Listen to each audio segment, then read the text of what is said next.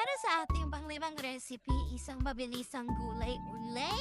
Tara, magkisa na tayo ng bawang, sibuyas, at kinamay na nga sila. Hirap pala maging consistent. Anong hirap nang nagpapanggap?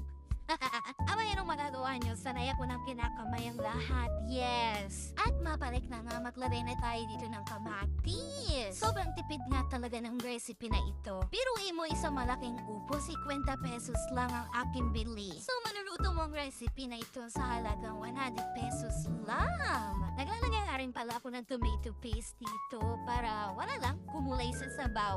Para sa akin, para hindi masyadong maasim ang tomato paste, ay ikisin mo ng maigi. Maglalagay na rin pala ako dito ng konting ginili. Sobrang tipid nga naman talaga ng ulam na ito at magugulat ka sa dami ng iyong maluluto. Biruin mo sa isang upo lamang ay mapuno-puno itong aking kaldero. Yes! Iniiwa ko na rin pala ito sa malalaki. At bakit hindi kami naman nakakain? Ako lang ba, pero ang gusto ko sa mga gulay ay malalaki ang hiwa at medyo half-cook lang ang luto. Yes! Simula nga na naging trentahin tayo ay nahilig tayo sa mga gulay. Sino ba namang hindi pagka ganitong marami ng nararamdaman sa kasukasuan, hane? At tinangalagyan natin ng konting tubig. Konti lang ha, kasi magtutubig pa yung upo na yan. Punong-puno naman ang ginawa mo sa kawali. Uy, ikaw tuloy itong nahihirapang magkahalo. Pahalo ko na nga lang sa inyo, ano?